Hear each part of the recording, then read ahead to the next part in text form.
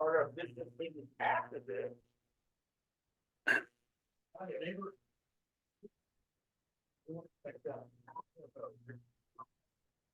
It's all you. All right. Everybody hear me? Yeah. Cool. I was asked to do a presentation on antennas. What I'm not going to do is we're not going to get into the weeds. I'm not going to get into the antenna K factors and all that stuff, velocity factor. What I'm going to do is describe the various antennas and what they do and what they're good for. So we're going to start with a dipole. A dipole is just simply a half wave, two pieces of wire with the coax in the middle, as we see right here. It's directional per se because the lobes go this way, and the side lobes aren't as strong. But it's a good starting antenna. I mean, I'm a 20-year military radio operator, and we put up dipoles every time we go out in the field. So, for instance, I would deploy from the 3rd Mob out at Tinker to Kagelman up at the north part of Oklahoma, Jet, Oklahoma, and we would set up a dipole antenna between two military-grade foremats, and they work great. They're not a very good DX antenna because they're not going to go a long way, but given conditions, who knows? So that's a dipole. Now, a lot of antennas are dipoles. This is a dipole. Why? Because it's got two elements.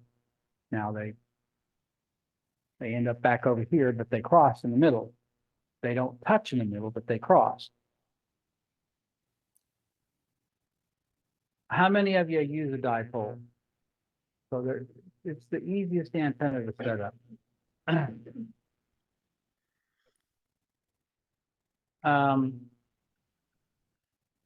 Verticals. How many of you own a vertical? Yeah, most of us own vertical.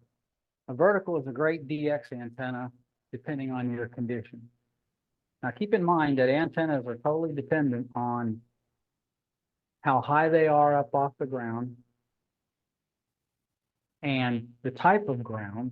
In other words, my vertical may work well at my house, but if I go to your house, it may not work as well because of the difference in the structure and the makeup of the ground. The best ground is water. I used to go when I was in Florida.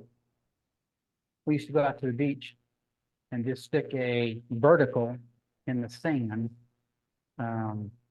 where the salt water would run right up on it and just throw some radials in there. And man, I'll tell you what, you can work the world. So verticals are very good because they have a low takeoff angle. Now, takeoff angle by itself doesn't mean a whole lot. I mean, it just tells you, okay, it has a lower takeoff angle than, let's say, a dipole or an infed half wave. So it makes it for a real good DX type antenna. The low takeoff angle coupled with the gain, if there is any gain on your vertical, I'll give you, for instance, most of you know that I build infed half waves. The first infed half wave that I built is this. And this is the way we sold them. There's no antenna wire. You provide your own wire. So if you want to work 40 meters, you would provide 66 feet of wire and tune it for that. Tune it for 40 meters at the low end. Because this antenna, or this particular box, how many of you know WD5G or have heard of WD5G? He's a friend of mine. he has one of these boxes. And I gave him a 35-foot push-up pole. And he took one of these boxes, ran 32 feet of wire up that pole. So now he has a vertical antenna using this box. And he can tune that to 40 to 10 meters. And it works great. But it's a vertical. Now, if you turn this, turn this into, well, we'll get that here in a minute. The vertical antennas are great. They can be expensive. If you buy, how many of you remember Dave Duskin? Dave had a 43-foot vertical in his backyard. And he worked the world with that vertical. I mean, it was a great antenna. But it's also an expensive antenna. And a lot of people, like myself, I live on a city lot. I don't have a lot of space to put up huge antennas. A vertical is pretty much perfect for kind of stuff like that, mainly because I have the electric power lines that run right through my backyard. So I can't do a lot antenna-wise. So my antennas that I use are based upon my particular circumstances. Yes, I do have a 4-element 6-meter beam. It's not very high, but I can't use 6-element 6-meter beams because the boom length would probably rotate right into my high wire. Not a good thing. So yeah, maybe. But so the antennas that you look at for your particular circumstance, how many of you live on acres of land? See, I wished I had that because I could put up, I could do whatever I wanted to without worrying about how high I'm going to go. If it falls down, is it going to hit the neighbor's house? So you have to determine the best antenna for you. So you have a dipole, you have a vertical. Verticals are great for DX. Then we'll talk about the loop first. We have loop antennas. This is a loop. It's an HF loop. It does 80 meters to just about 17 meters. Loops they're great antennas. Most of the loops that I own, this is a QRP. This won't handle more than 20 watts. But MFJ makes a great loop that will handle 100, 200 watts. They're very low noise. Well, a lot of DXers use a loop for receive and a Yagi for transmit. And we'll get into a Yagi beam antenna. We'll get into those here in a minute. But this is a great little antenna. I use this, as you can see, I have a hook attached to my ceiling in my room. And it hangs right over the window in my room that points out towards the north. So inside my house, using 5 watts, I've made QSOs into Wisconsin, Utah, with this loop. These are great antennas, and he knows. So, and loop, yes, loops are very good antennas, and this one is not that expensive. You built yours though. Well, I bought this. It's $139. But if you look at MFJ's loop, it's like 300, 400 bucks, and there are loops out there that they're costing $600, $700. Why? This works perfect for that. And if you build your own, it's even cheaper. So that's right. The thing that I don't like about loop antennas, unless you have one of those things on the front of your control box that you push a button and it will tune it by itself so you're not standing there, you have to tune it. And when you put your hand there, that makes a difference now. So that tuning is not going to be the same when you remove your hand. So you kind of have to say, okay, I'll turn it here, let's back off and see what happens. So sometimes they can be a pain in the rear to tune, but they're great little antennas.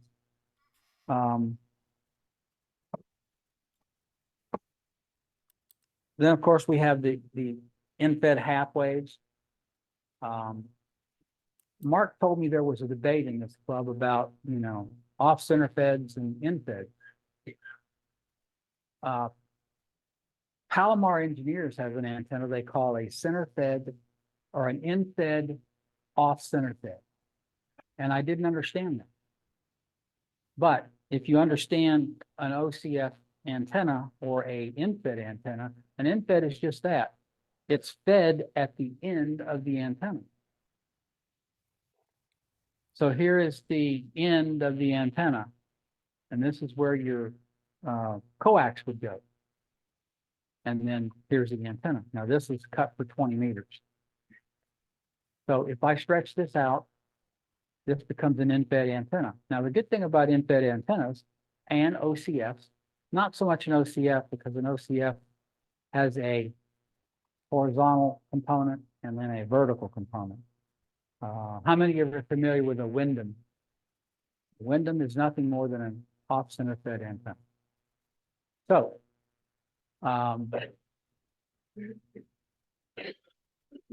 in-fed, because it has a 49-to-1 balun inside, and we're not going to get into that a whole lot because that's winding baluns is another hour and a half, 2-hour lecture. So yeah, okay.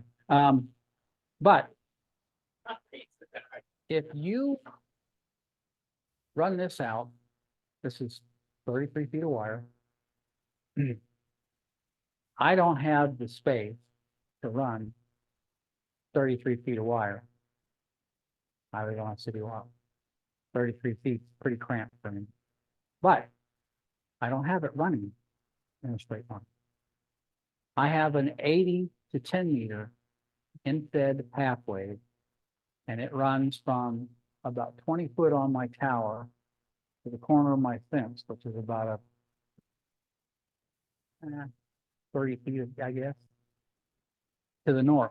And then it runs back to the west for 65 feet. And then back to the south on my fence line. Now, at both corners, they're elevated. So I have a 15-foot push-up pole on this corner, and I have an 8-foot fence post on this corner. It works great. People say, well, how can that work for you? That'll never work. Yeah. Most of you know I'm a QRPer. Most of the time I do QRP 5 watts or less, and I use that in-fed half wave for all of my QRP stuff. And I've got 133 DX country, so it's a great little antenna. Versus, and once I've tuned this, let's say I've got a 40 meter. A lot of you have bought those 40 to 10 meter antennas from them. Once you put that up, once you tune the 20 meter portion to 20 meters, then it will tune on 10 without tuning. You add the 40 meter length of wire, which is another 33 feet, tune that to 40 meters, and it will tune 40, 20, 15, 10 meters without tuning. The OCF, which is similar, will do the same thing, but it will tune on, just like my in-fed. It'll tune on the work bands, 17 meters, 30 meters, but I have to use a tuner with it. I do the same thing with an OCF.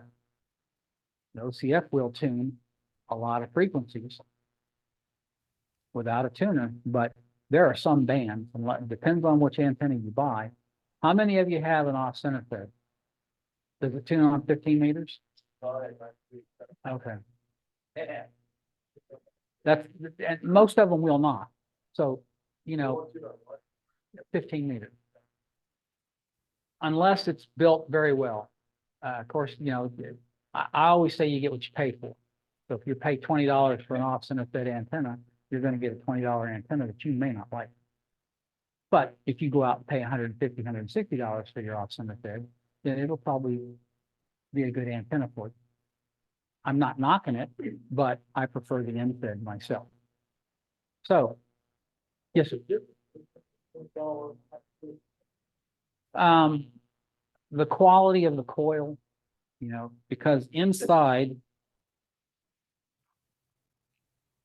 at least all the antennas, has a toroid. And that toroid is wound with 14 turns of magnifier. I'm pretty meticulous on how I wind my coils. A lot of people aren't. You can open up a lot of these boxes and you'll see that they're very close spaced. There's hardly any air between them. And that affects how well the coil works. Yes. So that would be the difference between a $20 antenna and $150.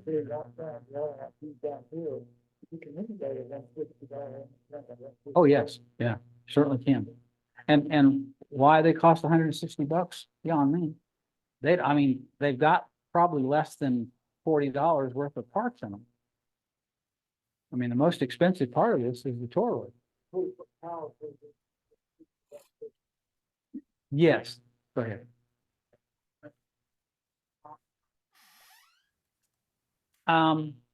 This is a 140/43. 43 seems to be the optimum, and it's a ferrite, it's not an iron core. Iron cores do not work for end-fed half-wave antenna or an OCF. So you want a ferrite core. This is a ferrite core, not an iron core. So 43, the 140 is the distance, the outside diameter of this core. All the end-fed half-waves that I sell are all 240, so they're 2.4 inches across. The 43 is the mix. 43 seems to be the best mix for antennas. 61, got a 240/61. That's good for chokes, things like that. Good cut interference. If you want a really good tutorial on toroids and cores and all that stuff, Palomar engineers. Of course, now Palomar engineers are the ones that they call their OCF an end-fed OCF, which still boggles my mind. But so we've talked about verticals, and while I'm on the subject of verticals, this is a vertical. It's also you can change the band by moving this down here up and down. So by turning this, unlock it here. There we go. Well, that changes. It's just like this coil. This is a Wolf River coil. Very durable. I've run this coil when I go down to Houston, see my brother-in-law, and with a 102-inch stainless steel whip on the back of my truck, doing 70, 80 miles an hour, and that's not moved. It's very well built. But to change the frequency, that's all you do. And then with an antenna tuner, then I can tune it to whatever frequency I want just by adjusting this up and down. Now, it's a pain in the rear if you're mobile, because if you want to go from 20 meters to 15 meters, you got to stop, get out, readjust it, put the antenna analyzer on it, and make it happen. But this is a very good antenna. And this is how I use it. This same way as this. I just put this coil down there and my 102-inch stainless steel whip. Go ahead. Um, it's probably wide. I mean, it's not that narrow. Now on 80 meters, we're talking about a lot of real estate, but on 20 meters, I can pretty much cover, if I tune this thing to 14,250, I can pretty much cover most of 20 meters. So it works very well. Now, the subject of verticals and ground radials. You guys that have verticals, how many ground radials do you have? Okay. And it just depends on like I said, the ground at your house. But a radial should be cut for the frequency or frequencies. For instance, he has 8 radials. Are they all the same length? I think so. And there's the key. So when you put up radials with a vertical, you want to put up radials that are going to correspond to the frequencies you're going to be using. So I'll give you, for instance, as you can see, I'm a buddy pole aficionado. I think I have everything buddy pole ever made. During Route 66 on the air, WD5G and myself will usually end up out at Pops on Route 66, and that's where we operate from. And every year, we always use buddy pole 20-meter vertical with 2 14-foot radials elevated. And I can well, it's a great little antenna. And because it is a vertical, low takeoff angle, you can work DX with it. We have worked into France, QRP, with that 20-meter vertical. But because I've tried it with and without the radial, it works much better with those elevated radials. Now, I found something. This is aluminum screen door stuff. Now you can see this has never been opened, but this is what I would have used underneath my vertical. So I'd stretch this thing out. It's 84 inches long. I'd stretch it out and I'd set my vertical in the middle of it, just like this. And I would attach radials to the bottom, or I would use this and just take a wire and clip it with an alligator clip to the edge of it. Then I said, you know what? I read about, how many know what a Faraday cloth is? It's a Faraday cloth. Now, I know he has one. This does the same thing, but even better than that. Because this is Faraday. Okay, what are we talking about? If I wrap my cell phone in this, you'd never be able to call me. So this works very well as a ground. So I stretched this out. This is also 84 inches long. It's a little wider than that. And I attached an alligator clip from the ground here to this. And let me tell you what. Yeah. Yep, that too. It works perfect. I mean, it just works so well. So you have that.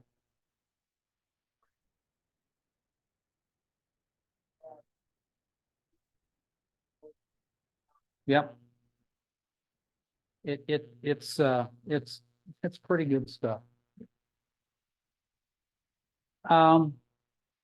Okay. So let's talk about this antenna.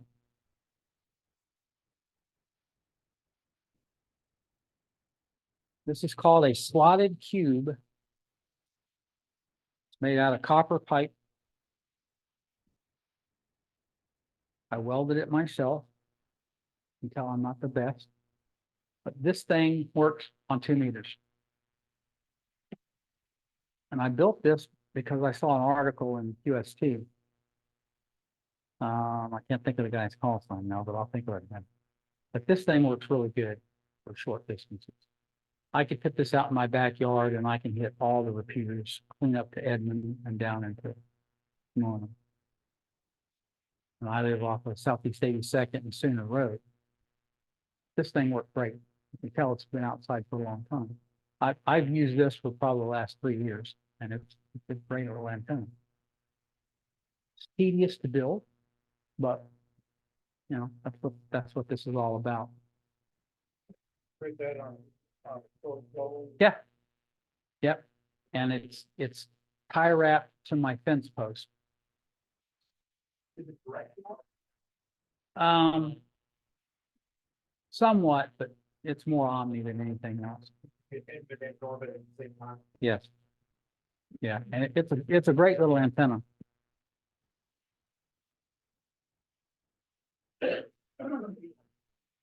Yeah, yeah.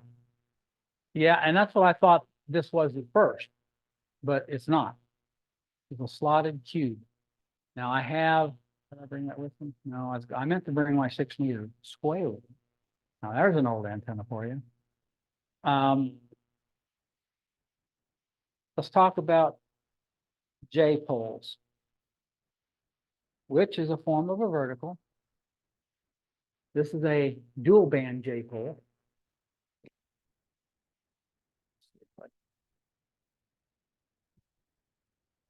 I've had this one here before when we tried to do mesh-tastic stuff back, or not mesh-tastic, but WinLink to the WinLink repeater up on Channel 4 tower. And this is really a Faraday cage in this building. So. But this is a great little antenna. I use it in my house sometimes, and it works really good. But that's a J-pole. Then you're gonna like this. I had DirecTV at one time and decided, I don't want DirecTV anymore. I took the dish down. I don't think you can see it, but here are lines that I drew, and they're measured. And this is, once I get this done, it's called a slot antenna. Now this is going to be a tri-band slot. The guy who designed this is the same guy who did the slotted cube. But all you do is you tool or whatever and cut on those lines and attach the ground to one side and the center conductor to the other side. And it works very well. This covers 2 meters, 222, and 440. Very directional. It is. It's a really good antenna. So if you have an old DirecTV dish or whatever, and you want to experiment, there you go. And what I was going to do is attach a switch so that I could just switch between them, and works great. Probably, but then again, you mean mesh-tastic or Arden? Arden, these wouldn't be the Arden frequencies we need. We need, you know, we're talking gigahertz up there. But mesh-tastic is still on, it would be on 415 or 915 or whatever, so you'd have to build it for that. But yeah, it would be good once you know, built yourself measured it out. Horizontal slot produces a vertical. Yes.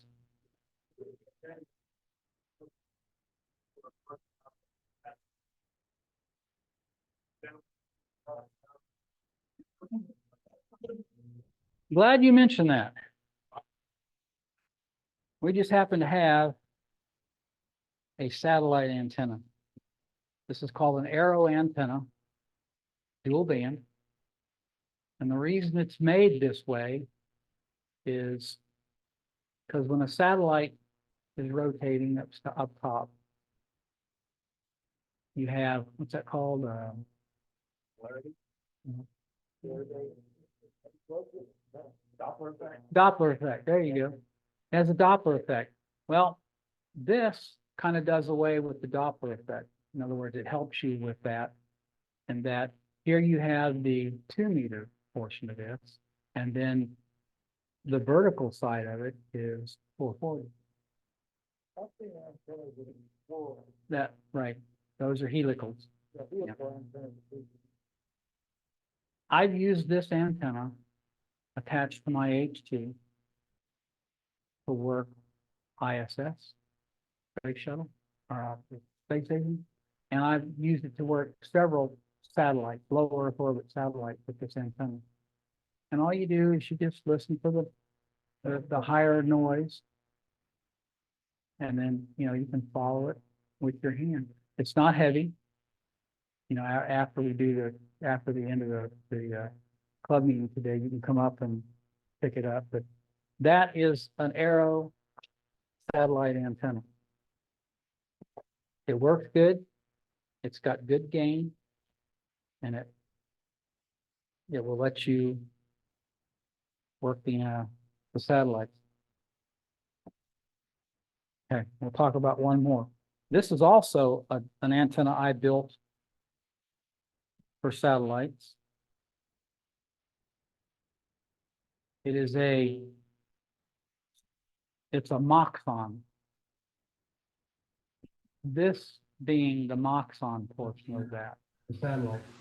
It's separated here by a piece of. This is also an antenna I built for satellite. Non-conducting, whatever. It could be tubing, and then I covered it with heat shrink tubing. But the driven element is here. It's the top side. Now Yagis, this is a Yagi. Yagis have the distinction of having a lot of gain depending on the antenna.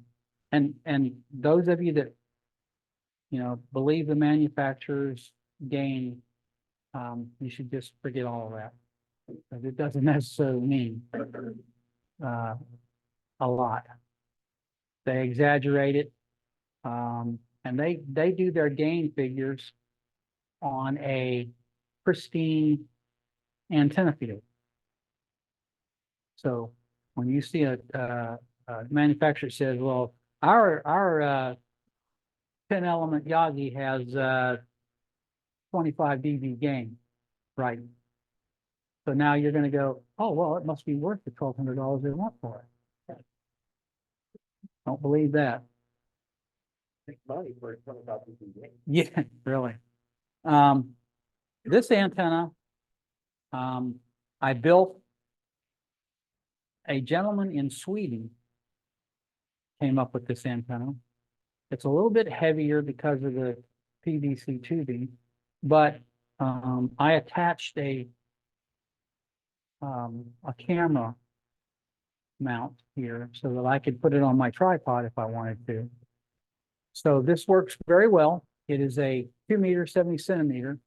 This is the 2-meter portion of it, and these little ones are the 440 portion of it. Now, the way a Yagi works is you have a driven element. This is where the coax is attached. Then you have a reflector that's directly behind it. The reflector, Yagis only have one reflector. They have one director, one reflector, and depending on the number of elements it has, these are all called parasitic elements. Why? Because they're not driven. What happens is you put all antennas work on the fact that your radio puts out a voltage, and that voltage is translated into the antenna to go out. So here is your director. It directs back to the reflector. Doesn't go that way, it goes back here. Then the reflector, because the reflector is always longer than the director, And like I said, we're not gonna get into the weeds here because we would be here for months just talking about that. But what happens is you put the voltage here, it goes back here, it's reflected forward, and that's where you get the gain. And these are parasitic elements that tend to amplify that gain. So the more parasitic elements you have, the more gain you're going to have in that antenna. This antenna has about 6 dB of gain.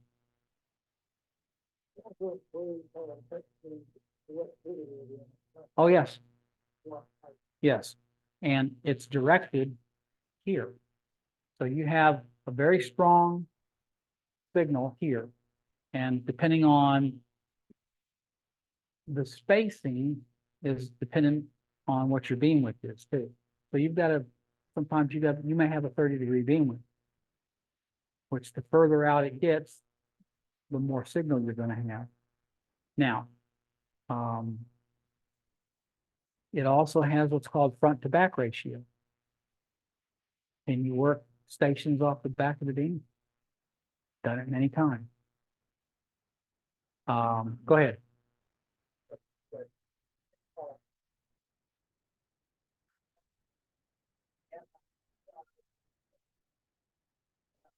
Yes.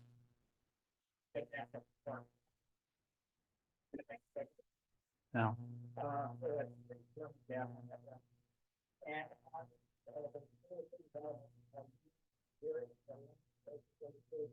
Nope. Well, it's not true. Yes, they are. This one's smaller than this one. Yes. And the spacing affects the gain of the antenna also. Now you have this antenna, like I said, has a front to back ratio, and they're designed that way because you want all of your forward gain going in one direction. And it does have some lobes off the side. I've just this week, Tuesday, 6 meters open. How many are 6 meter free? What? Ooh, man, you guys just don't know. I had the beam pointed up towards Utah, and I worked a guy in Arizona. So you can work people off the side lobe, but you know they need to be strong. Then again, 6 meters. How many of you worked Aurora last night? How many of you know that last night at about 9 o'clock at night, we had one of the strongest geomagnetic storms we've ever had here. The kilo index was a 9. That's not good for HF. Yes, yeah. Last night, Channel 5 had some guys that took pictures of the aurora from Edmond and all over the place. It was really neat. But so yeah. So this is called a Yagi.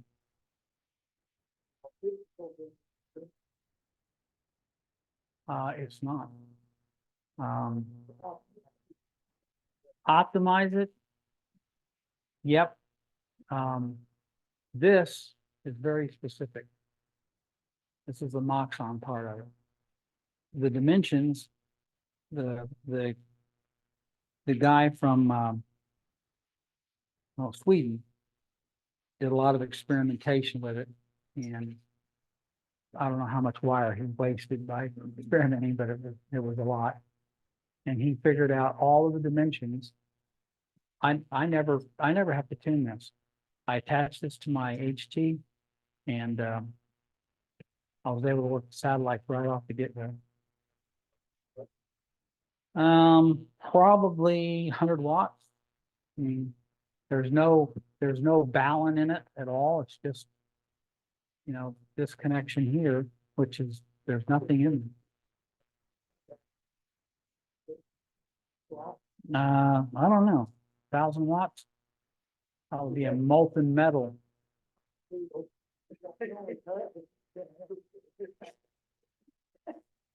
Yeah, I don't even know if there's a, I don't even know if there is a wattage figure for this antenna. It is, and it's hefty. You can feel it's not a light antenna. No, it's not. And I mean, it's not overly heavy. Yeah, it is. Oh, yeah, it works. That's a good deal. Yeah.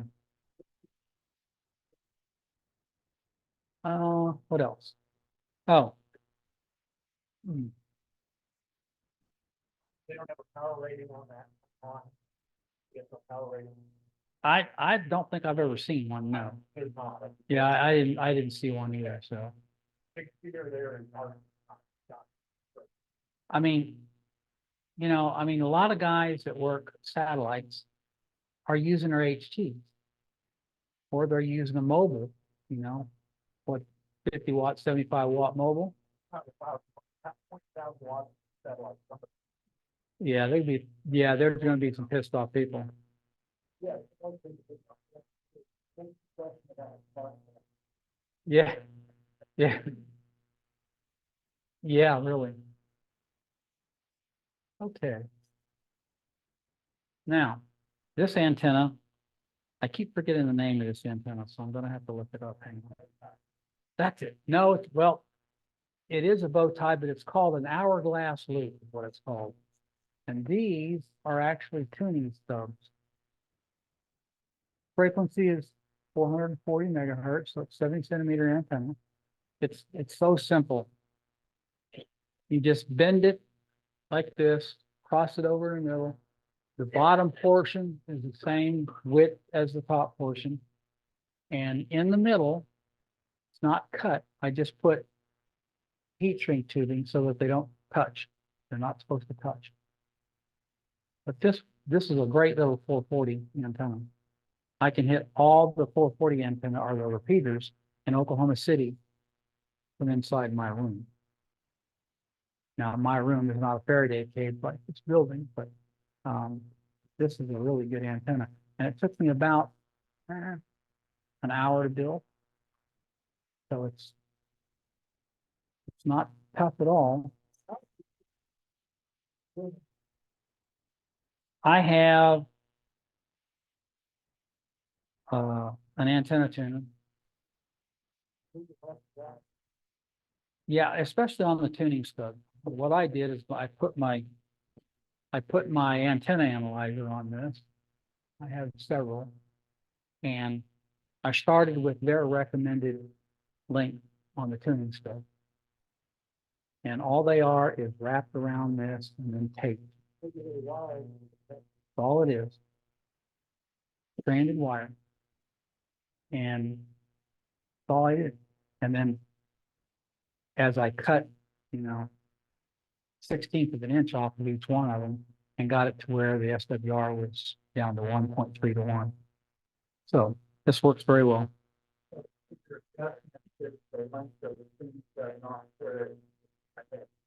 Yep.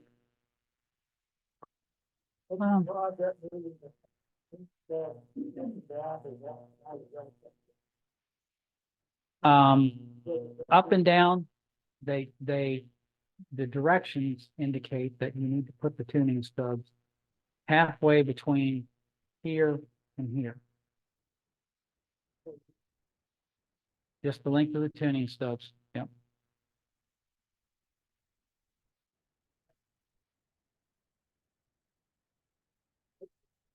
Yes.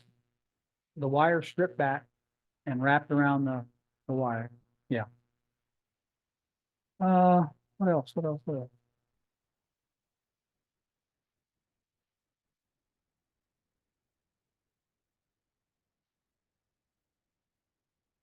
You guys have any questions while we're talking?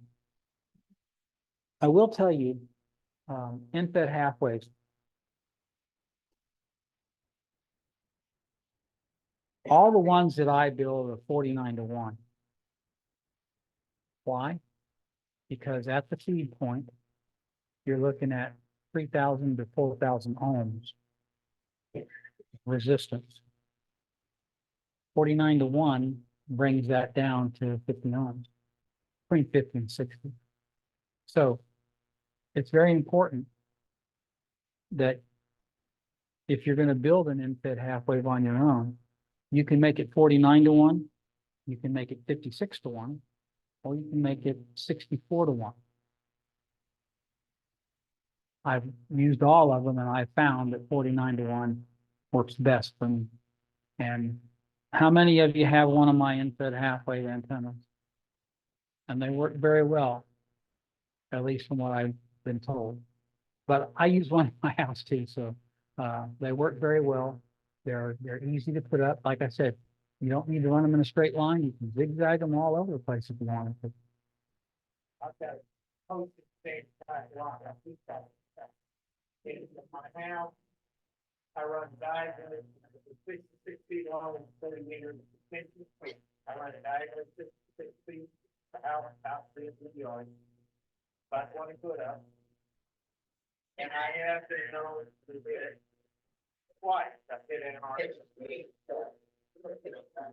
less than 100 watts. I'm using that is it. It works. Yes, sir. I was wondering, you mentioned that you, on your end, you wanted to increase it to 80 meters. And you took the end of the antennas and made a some sort of a place to connect them to the vents. Yes. How does the radiation pattern work on that? An in-fed has a carotid. Yeah, but it's got a longer node up front. So it looks, yes. And on an in-fed half wave, there are many ways to do that. Mine starts up at about 20 feet on my tower and goes down. Now, a lot of people place them on a 3-foot pole and run it up to a tree in an inverted V or sloping. And it works great. Me, I don't know what, quite frankly, I couldn't tell you what the antenna pattern looks like on mine because it goes there, and back down there. But it works great. And all direct? Yes. Yeah, I mean, like I said, I don't change the direction of which way the wire runs on my antenna. I mean, it's been fixed that way for, my commercial one that I bought from myantennas.com, I've had up for 8-9 years. And never changed direction with it. And I've worked all over the world. So. Let's see.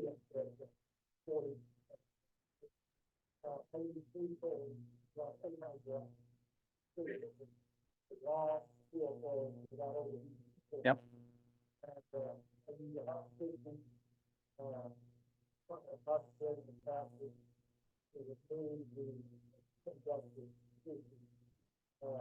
Then I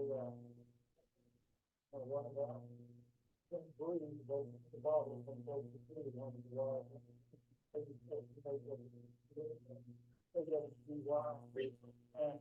it's about 80 miles out. Yep. My in-feds are made with one 240/43 core with 18 gauge wire, and that's the wind is 18 gauge. The wire itself is 14 gauge stranded silicone, and it's strong. It works great. People have told me they have run. I only run about 7 watts to mine, but people have told me they run 100 watts. And if you're SW on an in-fed half wave, you'll know that your core is saturated when your SWR starts going up. When the SWR goes up, the core heats up, changes the impedance, changes everything. And so what do you do? Well, either reduce your power so it doesn't do that, or stop transmitting until it cools down and then start up again. Because it does not do harm to the core.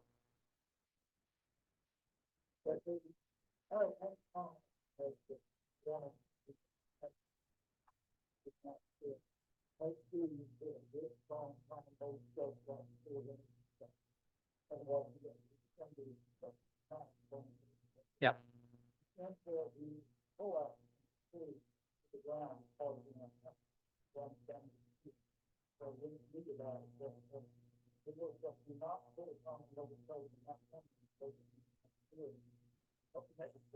No, no, they tell you if you're gonna put a common mode choke on any infed, whether it's infed or OCF, whatever, that you do it right there at the radiator.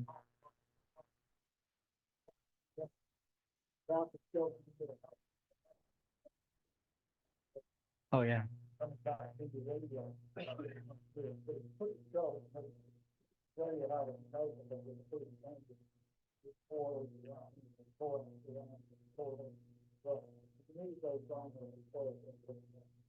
That is what. Oh, I got one more antenna.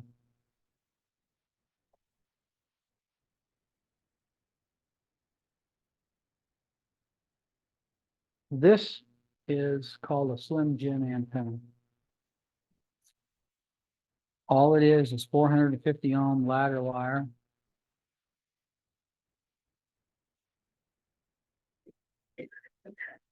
And the guy who makes these, I didn't build this, the call sign is November 9 Tango Alpha X-ray. They're very professionally done, but I have this hanging in my room from a eye hook in my ceiling. I just clip it in there, run it down, and this attaches to my IC705. Where's my other NCI IC705? Oh, there he is. Ed has a 705. This is what I use UHF, VHF. So 32.99, I think. But this works great. Inside my room, attached to the ceiling and run to my 705, I can work every repeater from Edmund down to Scott. And it works really good. Matter of fact, he's gonna buy one right here. But do what?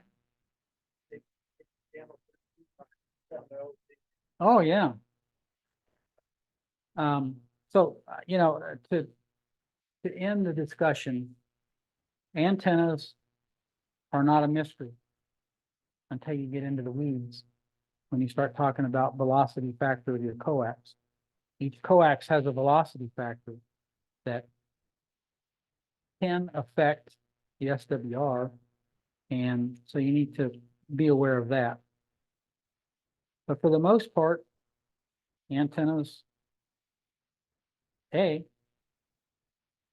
want to put all your money in your antenna.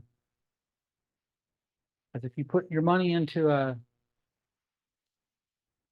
$3,000 for a 1,500 watt amplifier, and the antenna that you're putting it into, you paid $20 for them.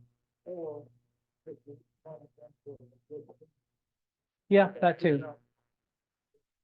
Exactly.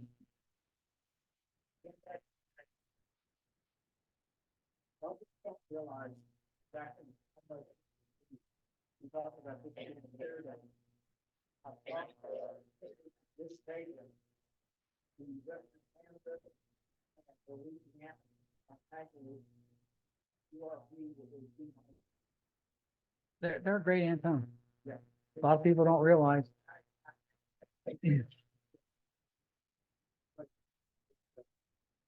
I love mine, and especially I love it even more because I only pay what $125, I think, and it's yes, sir.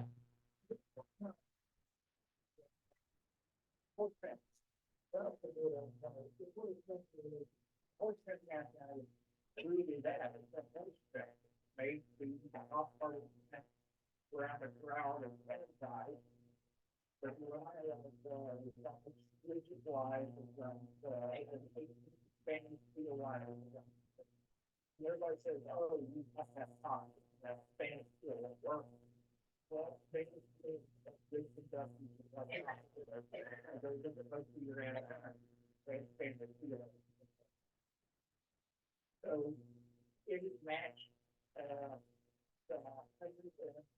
6 feet long.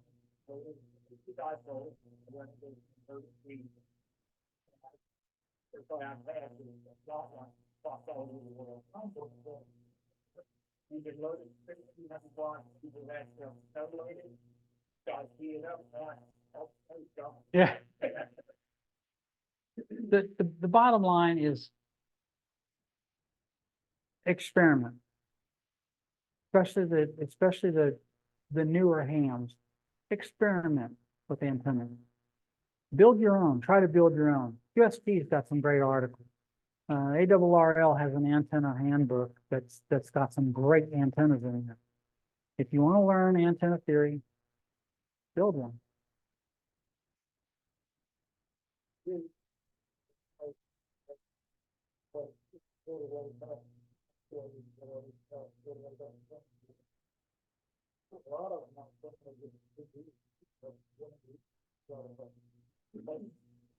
Like I said, this is an HF vertical. No, there's no radials attached. This is just a tripod. Yes.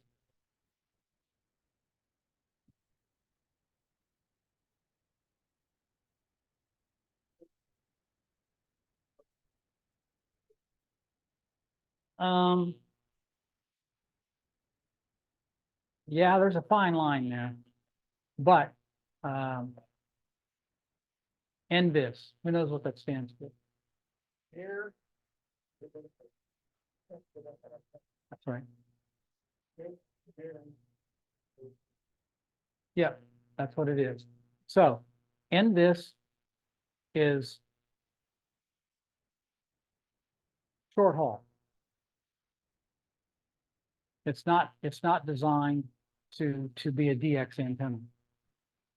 So for instance, if you had to end this, had a question this morning about you did about, oh, I got somebody in Arkansas. Was that you or somebody else? And this would be a good antenna for that. Not so much a beam, because I've got a 6 meter beam, and it's really tough for me to work anything close in. That's right. So, and this antenna is the answer.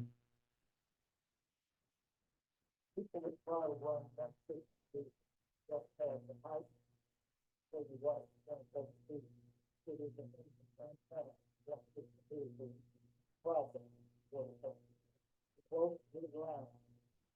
That is building the down right there in the house, so you see the load go over. Yep. They both would be talking about 6 feet, so you got to figure it out. If you don't think the house, nobody's gonna have to fix it.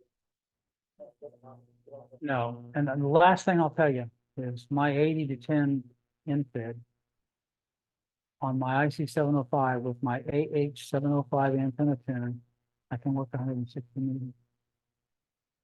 So now granted, I may only be putting out 1 or 2 watts, but it works.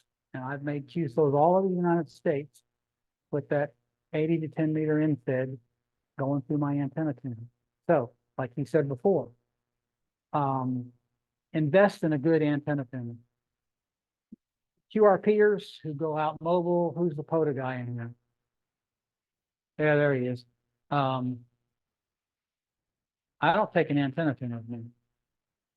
My antennas are resonant on the frequency that I'm going to work on. And that's another thing. Resonant antennas is the way to go.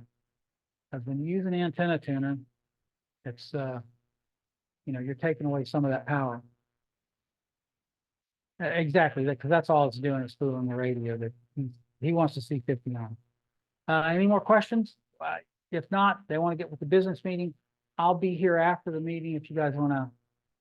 All right.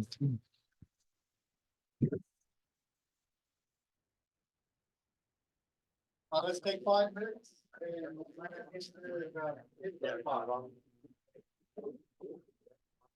The IC705 is a mobile, so if I was looking to get another radio, in our previous conversation, It's a QRP radio. Let me, yeah, let me get rid of this.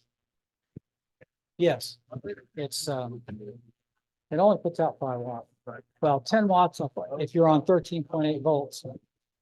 5 watts if you're on battery. So unless you're going to want to get into QRP,